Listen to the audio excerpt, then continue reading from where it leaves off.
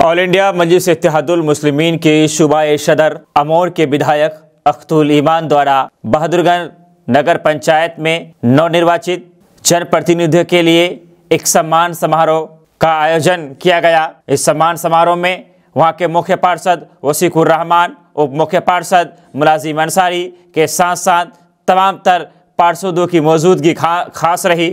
उसके साथ all India मजलिस इत्तेहादुल मुस्लिमीन से जुड़े हुए तमाम पार्टी पदाधिकारियों की मौजूदगी रही। तमाम तर नवनिर्वाचित जनप्रतिनिधियों को शॉल पहनाकर इत्यादि तरीके से अख्तुल ईमान द्वारा स्वागत किया गया, सम्मान दिया गया। अपनी बातों के दरमियान अख्तुल ईमान ने कई बातों का जिक्र किया। उन्होंने पत्रकारों से मुखातिब होते हुए कई समस्याओं पर भी बात की और लगे हाथ वार्ड पार्षदों को, नवनिर्वाचित जीते हुए नवनिर्वाचित प्रतिनिधियों को नसीहत भी कर डाला कि आवाम की खिदमत करनी चाहिए और विकास करना चाहिए। मैं समझता हूं कि यही फार्मूला अमोर विधानसभा में भी प्रयोग किया जाना चाहिए। जिस तरह से नवनिर्वाचित जनप्रतिनिधियों को उन्होंने एक मैसेज दिया जिसकी मैं तारीफ करता हूं, लेकिन वो खुद भी एक नेता है। मैं समझता हूं कि अमोर के लिए भी यही फार्मूला लागू होता है। अख्तुल ईमान ने पत्रकारों से बात करते हुए कई अहम मुद्दों पर बात की।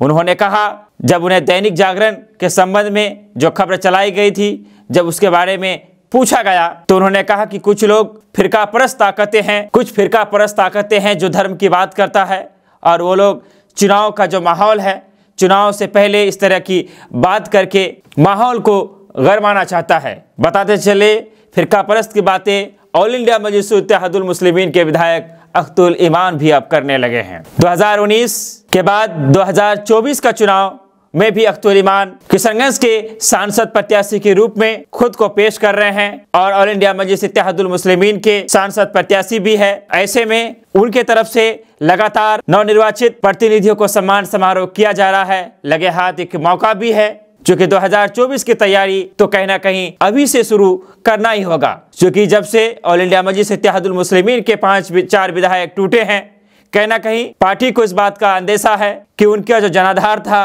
क्या 2024 तक वो कायम रह पाएगा या फिर नहीं रह पाएगा।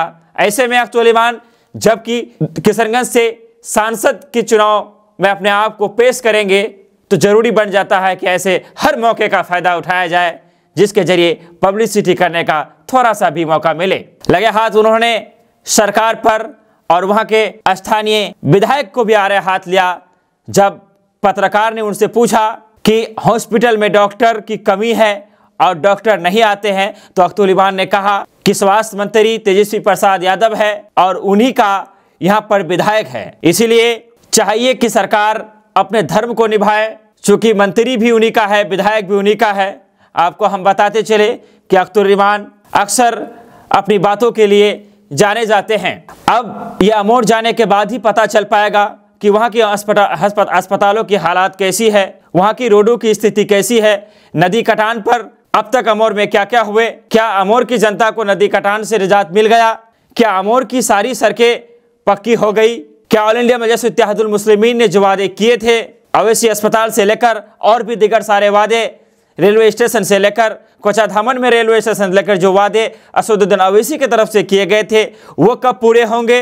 हर नेता की एक जिम्मेदारी बनती है कि सिर्फ हम नेताओं को नसीहत ना करें, बल्कि हम खुद के अंदर भी झांक कर देखें, तो शायद ये पहला कर्तव्य होगा। हम आपको बताना चाहेंगे कि ये जो नवनिर्वाचित जनप्रतिनिधियों के लिए सम्मान किया गया, ये सिर्फ बहादुरगंज में ही नहीं, किशनगंज में भी हुए थे, जिसमें सम्मानित के बाद अपने बातों को रखते हुए अख्तुल ईमान ने कहा था कि जो प्रतिनिधि जनता की उम्मीदों पर खरा नहीं उतर पाता है, उन्हें चाहिए कि वो चूड़ियां पहन ले। अख्तुल ईमान ने कहा था किशनगंज नगर परिषद में जब यहाँ के नवनिर्वाचित पदाधिकारियों को, यहाँ के नवनिर्वाचित जनप्रतिनिधियों के सम्मान समारोह अख्तुल ईमान की तरफ से रखा गया था, तो वहाँ पर सभा को संबोधित करते हुए अख्तुल ईमान ने कहा था कि जो प्रतिनिधि जनता की उम्मीदों पर खरा नहीं उतर पाते हैं, जो प्रतिनिधि जनता के सपनों को पूरा नहीं कर पाते हैं, उन्हें चाहिए कि वो चूड़ियां पहन ले। सवाल यहाँ पर यह बनता है कि वादे, वो भी खुद एक नेता है और कहीं ना कहीं अगर वादे की बात करें तो सारे ऐसे बहुत सारे वादे होंगे जो अख्तुल ईमान साहब ने खुद भी पूरा नहीं किए होंगे। तो बताना ये मुनासिब होगा कि एड्रेस क्या है, अगर उनके भी कोई वादा पूरा ना हो तो चूड़ियां किस पते पर भेजा जाए। बहुत सारी ऐसी बात है, अपनी बेबाकता अपनी निडरता के लिए जाने जाते हैं, लेकिन कहीं ना कहीं चूड़ियों की ये बात उस महिला वर्ग को, जो महिला वर्ग आज बराबरी की बात कर रहा है, जो महिलाओं को हम कम नहीं आंक सकते हैं, चूड़ियां पहनने से एक बात साबित होती है। कहना कि अख्तुल ईमान साहब की नज़र में महिलाओं को वो उतना परिपक्व नहीं समझते हैं जितना वो पुरुषों को समझते हैं। बहरहाल हम आपसे जानना चाहेंगे कि जो जनप्रतिनिधि सही काम नहीं कर रहे हैं उन्हें चूड़ियां पहनना चाहिए, तो ऐसा कौन सा प्रतिनिधि होगा जो 100% कार्य को किया है। और अगर मैं समझता हूं कि अगर इस तरह की बातें की जाए तो हम में सभी नंगे होंगे। आपकी क्या राय हो सकती है, आपका क्या विचार हो सकते हैं। केडीवी लाइव लगातार आपको ताज़ा अपडेट से आपको अपडेट रखता है। बेहतर है कि आप इस चैनल को सब्सक्राइब करें, फॉलो करें, लाइक करें, और बातें हमारी लगता है पसंद आपको तो फिर दूसरों से आप तो शेयर कर ही देते हैं। हम आपसे अब विदा ले ही लेते हैं। धन्यवाद, शुक्रिया, आदाब।